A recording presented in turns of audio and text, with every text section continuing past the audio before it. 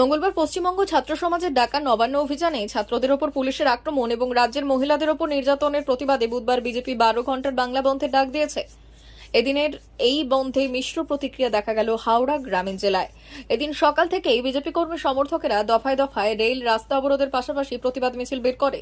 এদিন সকালে বিজেপি কর্মী সমর্থকেরা দক্ষিণ পূর্ব রেলের বাগনান স্টেশনের রেল অবরোধ করে এবং বিক্ষোভ দেখায়। তবে এই বিক্ষোভ কয়েক মিনিটের হয়। অন্যদিকে এদিন ফুলেশ্বর স্টেশনে রেল অবরোধ করে বিজেপি কর্মী সমর্থকেরা। এদিনের এই রেল অবরোধে নেতৃত্ব দেন বিজেপির হাওড়া গ্রামীণ জেলার সভাপতি অরুণ উদয় পাল চৌধুরী, সহ সভাপতি রমেশ সাধুকা সহ অন্যান্যরা। এদিন প্রায় আধ ঘন্টা এই রেল অবরোধে দুর্ভোগে পড়ে নিত্যযাত্রীরা। এদিন বিজেপির কর্মী সমর্থকেরা দফায় দফায় 16 নম্বর জাতীয় সড়ক অবরোধ করে বিক্ষোভ দেখায়। যদিও সব জায়গায় পুলিশ কয়েক মিনিটের মধ্যেই অবরোধ তুলে নেয়। এদিন উল্লুবেড়িয়ার পাশাপাশি শ্যামপুর আমতায় পথ অবরোধ করে বিক্ষোভ দেখায় বিজেপি কর্মী সমর্থকেরা। তবে সব জায়গায় পুলিশের তৎপরতায় বিক্ষোভ বেশিক্ষণ স্থায়ী হয়নি।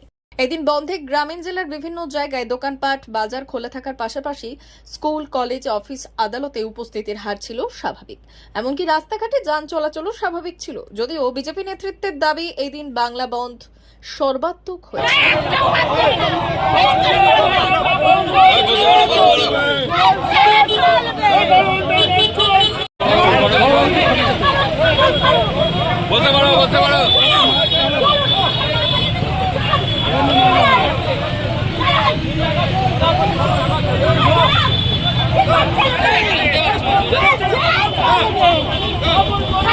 Go!